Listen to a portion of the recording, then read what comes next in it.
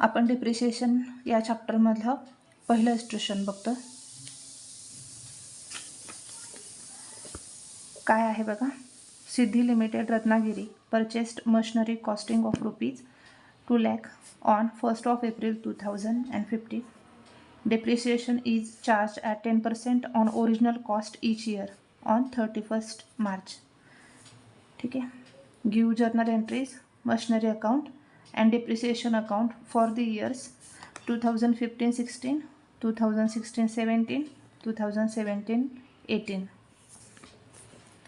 आपल्याला जे काही प्रॉब्लेममध्ये दिलं आहे ते सुरुवातीला आपण नोट करून घेऊयात. प्रॉब्लेममध्ये आहे सिद्धी लिमिटेड रत्नागिरी. ठीक आहे.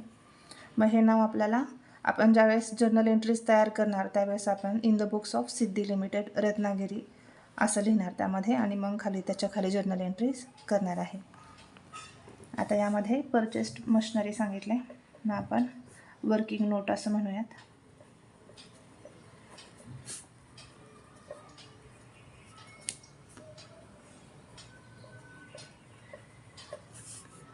Machinery of ₹2 lakh. डेट आहे on 1st of April 2015.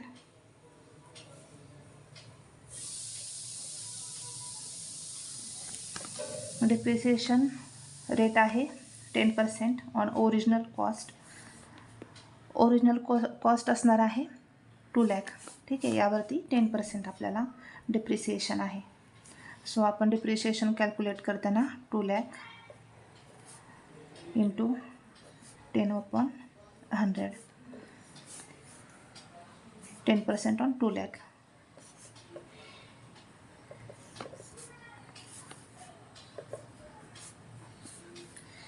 Depreciation is 20,000 per annum.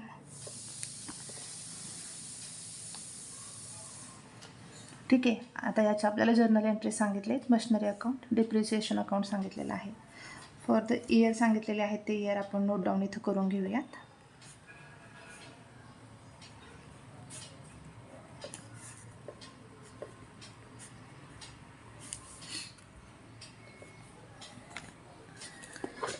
ठीक आहे.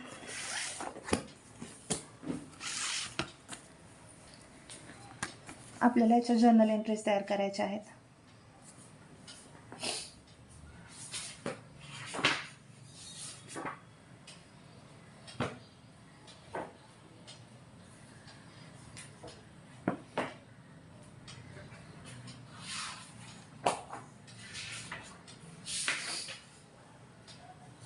जर्नल एंट्रीज, मशिनरी अकाउंट आणि डिप्रिसिएशन अकाउंट. आपण जर्नल एंट्रीज तयार करत असताना सुरुवातीला in the books of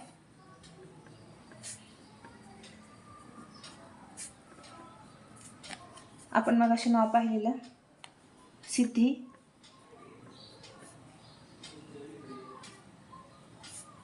limited Ratnagiri.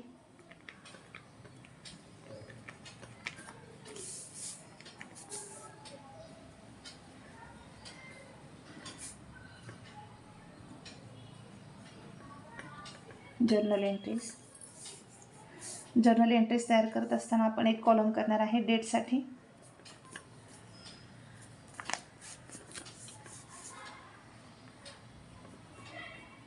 Amount rupees debit and credit. Journal एंट्रीजमध्ये एक छोटासा कॉलम आपण इथं तयार करतो, त्याला आपण LF असं म्हणतो. LF is for ledger folio. ठीक आहे. आणि इथं आपण पर्टिक्युलर्स करणार आहे.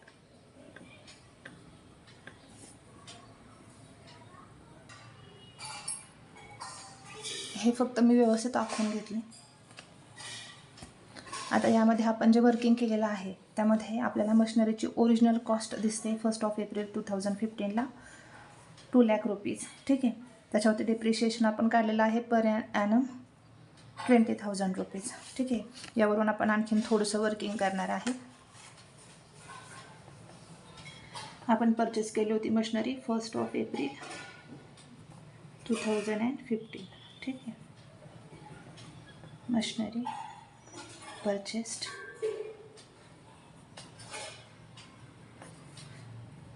For rupees 2 lakh. यावर आपण आता डेप्रिशिएशन चार्ज करणार आहे. फायनान्शियल इयर जे आहे ते असणार आहे 1 एप्रिल टू 31 मार्च. ठीक आहे. मग त्यामुळे आपण इयर एंडला म्हणजेच 31 मार्चला डेप्रिसिएशन चार्ज करणार आहे. इथं 1 एप्रिल 2015. ठीक आहे. मग इयर एंड असणार आहे 31 मार्च 2016. ठीक आहे. ह्या ओरिजिनल कॉस्टमधून आपण डेप्रिसिएशन लेस करणार आहे. लेस डेप्रिसिएशन पर ॲनम आहे एप्रिल टू मार्च 12 मंथ्स म्हणजेच 1 वर्ष पूर्ण होत आहे. ठीक आहे.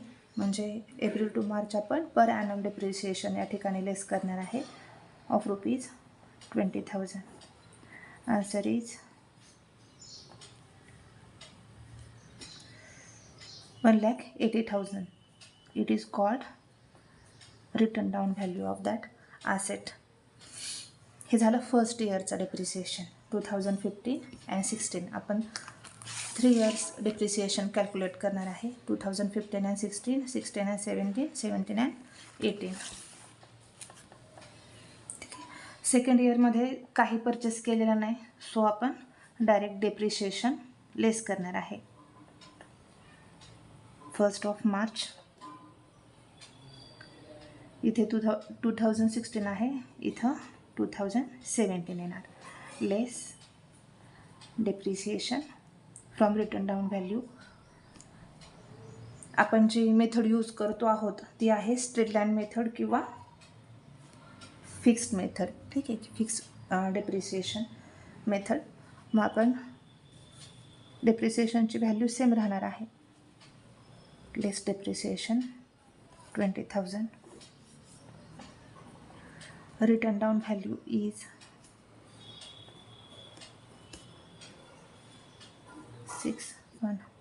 160,000. हे झालं आपलं सेकंड इयरचं डेप्रिसिएशन. आता आपल्याला थर्ड इयरचं डेप्रिसिएशन चार्ज करायचं आहे. थर्ड इयरचं डेप्रिसिएशन आपण 31 March. After 17 there is 2018. Less depreciation of rupees 20,000.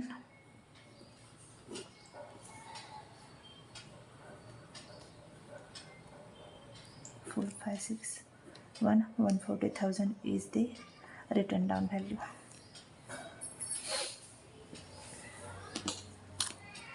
आता आपण जे वर्किंग केलं आहे यावरून आपण जर्नल एंट्रीज करणार आहे. सुरुवातीला वर्किंगमध्ये 1 एप्रिल 2015ला मशिनरी परचेस केली आहे ऑफ रुपीज 2 लाख. मग आपण याची जर्नल एंट्री काय होणार? मशिनरी परचेस केल्यानंतर आपल्याकडे मशिनरी आलेली आहे, त्यामुळे आपण डेट टाकणार आहे 1 April 2015. Machinery purchase of rupees 2 lakh. Machinery account debit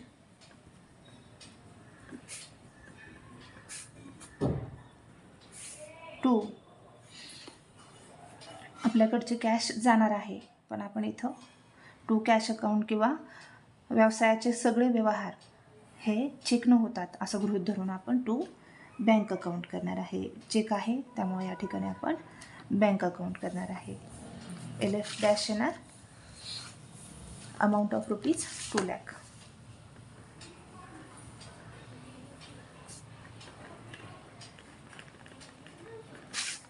narration लिहिणार आहे in bracket being machinery purchased.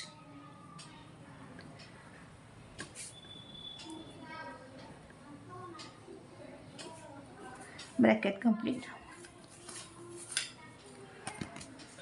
एक जर्नल एंट्री झाली की त्याच्या खाली आपण एक लाईन ओढणार आहे. त्यानंतर वर्किंगमध्ये आपण या ठिकाणी हे 2 लाख रुपीज घेतले. ठीक आहे. त्याच्यानंतर वर्किंग नोटमध्ये आहे 31 मार्चला डेप्रिसिएशन आहे 20,000. मग आपण आता याची एंट्री करूयात. आपण ज्यावेळेस का एखाद्या ॲसेटवरती डेप्रिसिएशन चार्ज करतो त्यावेळेस आपण डेप्रिसिएशन अकाउंट डेबिट करणार आहे and to on to that asset. ठीक आहे. मग डेट येणार आहे 31 March 2016. 31 March 2016 depreciation account debit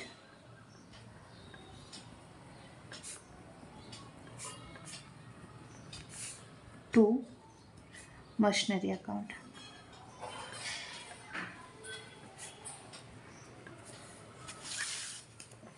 straight line method आहे.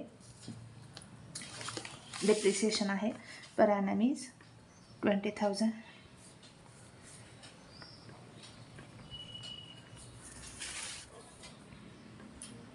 नरेशन लिहिणार आहे being depreciation charged.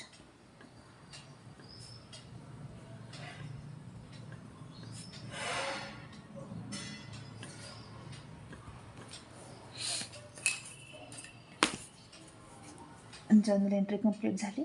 याच्यानंतर आपण इथे लाईन ओढणार आहे. ठीक आहे.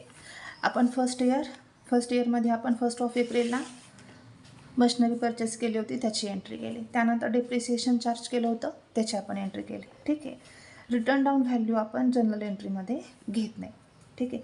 आता आपण नेक्स्ट इयरची जर्नल एंट्री करणार आहे नेक्स्ट इयरसाठीची. पण आपण ह्या इयरमध्ये जे डेप्रिसिएशन चार्ज केलेलं आहे ते डेप्रिसिएशन आपल्याला ट्रान्सफर करावं लागणार आहे प्रॉफिट अँड लॉस अकाउंटला.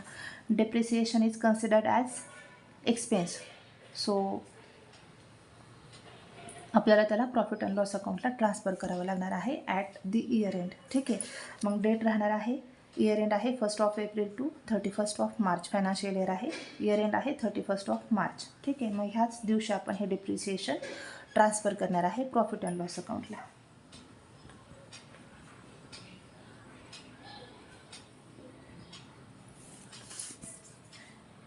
डेप्रिसिएशन आपण इथे डेप्रिसिएशन अकाउंट डेबिट आहे. ट्रान्सफर करताना ते जाणार आहे क्रेडिटला. टू इन आर depreciation account.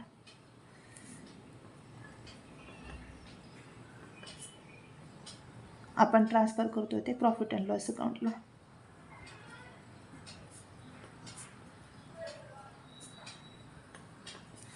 Profit and loss account debit to depreciation account of rupees 20,000.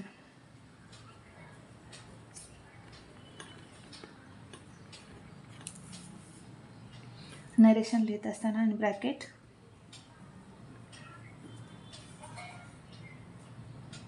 being depreciation transferred.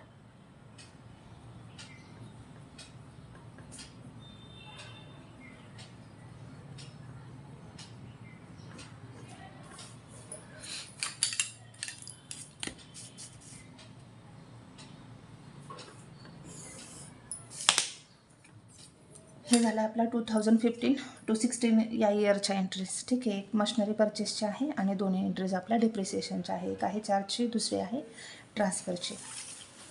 यानंतर आपण नेक्स्ट इयर जे आहे ते आहे 2016 and 17. ठीक आहे. त्याच्या इयर एंडला आपण डेप्रिसिएशन चार्ज केलेलं आहे डेप्रिसिएशन ऑफ रुपीज 20,000. मग आपण याची एंट्री करूयात.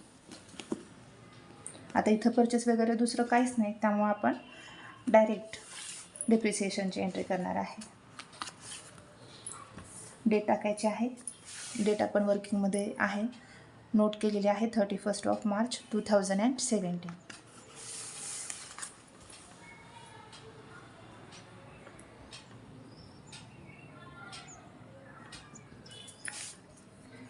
डेप्रिसिएशन चार्ज करण्यासाठीची एंट्री आहे depreciation account debit to machinery account.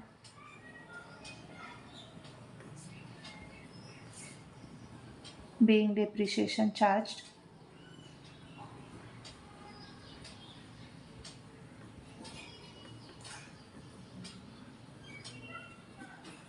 Amount असणार आहे fixed.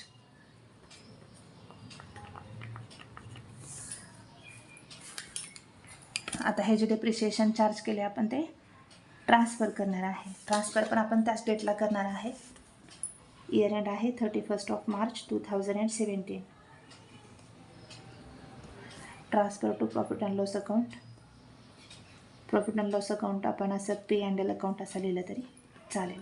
Profit and loss account depreciation डेबिटला आहे. ट्रान्सफर करताना ते जाणार आहे क्रेडिटला.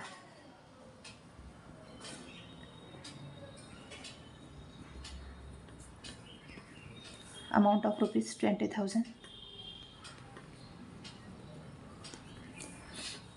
नरेशन लिहिणार being depreciation transfer to profit and loss account.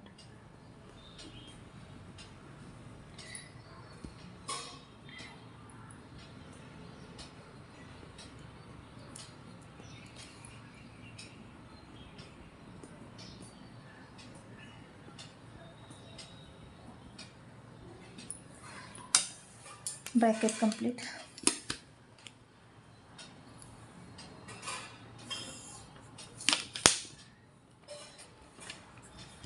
आपण फर्स्ट इयरची एंट्री केली, सेकंड इयरच्या एंट्रीज केल्या. आता आपण फक्त लास्ट इयरच्या एंट्रीज करायच्या आपल्याला आहे. ठीक आहे. लास्ट इयरची एंट्री करत असताना डेट आहे 31 मार्च 2018. डेप्रिसिएशन आहे, परचेस नाही, काही सोल्ड आउट केलेलं नाही, त्यामुळे आपण डायरेक्ट डेप्रिसिएशनची एंट्री करणार आहे.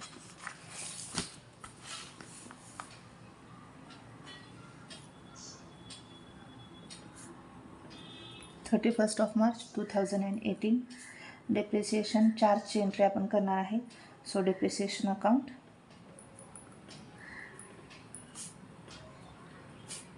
Debit to asset. ॲसेट आहे मशिनरी.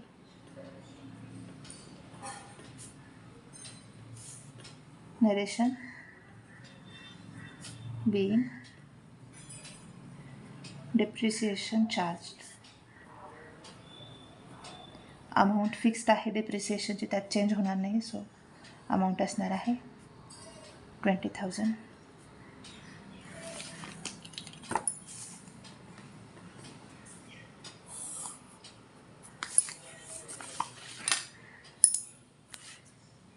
लास्ट इयरच्या एंट्रीज आपण पास करतोय. डेप्रिसिएशन चार्ज केलं. ठीक आहे. आता हे डेप्रिसिएशन आपल्याला ट्रान्सफर करावं लागणार आहे प्रॉफिट अँड लॉस अकाउंटला. इथे डेप्रिसिएशन डेबिटला आहे, ते जाणार क्रेडिटला. डेट सेम येणार आहे 31 March 2018. Profit and loss account debit to depreciation account. Narration is being depreciation transferred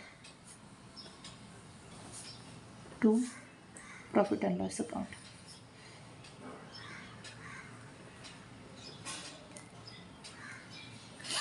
Profit and loss account. Amount of ₹20,000.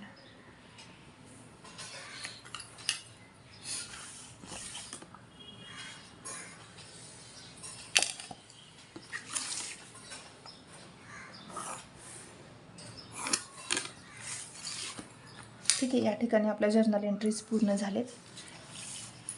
यामध्ये पहिल्या वर्षी परचेस केलेल्या 2 डेप्रिशिएशनच्या एंट्रीज, एक आहे चार्जची, दुसरी आहे ट्रान्सफरची.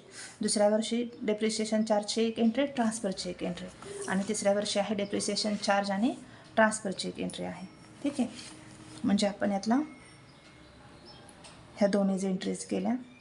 रिटर्न डाऊन व्हॅल्यू आपण जर्नल एंट्रीजमध्ये कन्सिडर करत नाही. ज्यावेळेस आपण लेजर अकाउंट ओपन करणार त्यावेळेस या रिटर्न डाऊन व्हॅल्यू आपल्याला ऑटोमॅटिक येत जाणार आहेत. ठीक आहे. मग आपण आता याचा लेजर अकाउंट, या जर्नल एंट्रीजपासून आपण लेजर अकाउंट तयार करायला घेऊया.